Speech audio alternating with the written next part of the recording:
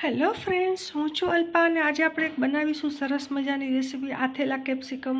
આ રેસીપી મેં આપેલા ક્યારેય નહોતી બનાવી, પરંતુ મેં આજે અચાનકથી બનાવી તો એનો ટેસ્ટ એટલો સરસ છે અને એટલી હેલ્ધી છે કે મને એમ થયું કે તમારી સાથે શેર કરું. આના માટે ન તો આપણે કોઈ પૂર્વ પ્રિપેરેશનની જરૂર છે કે ન તો કોઈ બહુ બધું મટીરિયલ્સની જરૂર છે. ફક્ત સરસ મજાના કેપ્સિકમ જોઈએ છીએ અને લીંબુ જોઈએ છીએ અને 2 થી 3 વસ્તુમાં અને ફક્ત 5 મિનિટમાં તૈયાર થઈ જાય છે આ અચાર. આના માટે મેં અહીંયા 250 ગ્રામ જેટલા કેપ્સિકમ લીધા છે. આમ તો 250થી બી થોડા વધારે ઉપરતા 500 ગ્રામમાંથી થોડાક ઓછા કહી શકો.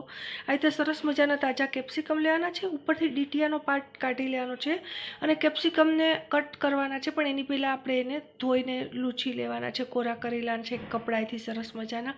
તો આ રીતે કેપ્સિકમને આપણે આ રીતે સ્લાઇસ કરી લેવાની છે લાંબી. બહુ નાના ટુકડા નથી કરવાના, કારણ કે કેપ્સિકમ છે બહુ જલ્દી સોફ્ટ થઈ જાય છે, કારણ કે એમાં તીખાશ ઓછી હોય છે. બીજા મરચાં હોય તો ચાલે. આ રીતે બધા જ કેપ્સિકમને મેં અહીંયા કટ કરી લીધા છે અને બી વધારે હોય કોઈ કેપ્સિકમમાં તો તમે એને નીકાળી શકો છો.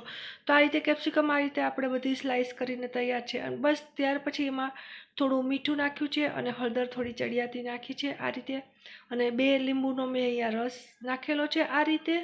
અને આમાં આપણે બીજું કોઈ પણ જાતનું તેલ કે એવું કંઈ વસ્તુ યુઝ નથી કરવાની. આ રીતે સરસ મજાનું આ રીતે તમારે એને મીઠું ને હળદર ચડાવીને લીંબુનો રસ, ત્યાર પછી એમાંથી એની મેળે જ પાણી પણ રિલીઝ થશે અને લીંબુનું આ જે હળદરવાળું પાણી છે એ પણ ખૂબ જ સરસ લાગે. આ રીતે તમે બાઉલને આ રીતે ઉછાળીને તમે મિક્સ કરી શકો છો. તમે સ્પૂન વડે પણ મિક્સ કરી શકો છો અને અગરથી તમને એક પણ રીતે ન ફાવે તો તમે હાથ વડે પણ એને સરસ રીતે આપણે આ રીતે મિક્સ કરી દેવાનું છે, જેથી હળદર અને મીઠાનું અને લીંબુનું કોટિંગ કેપ્સિકમની એક એક ચીર ઉપર આ રીતે લાગી જાય.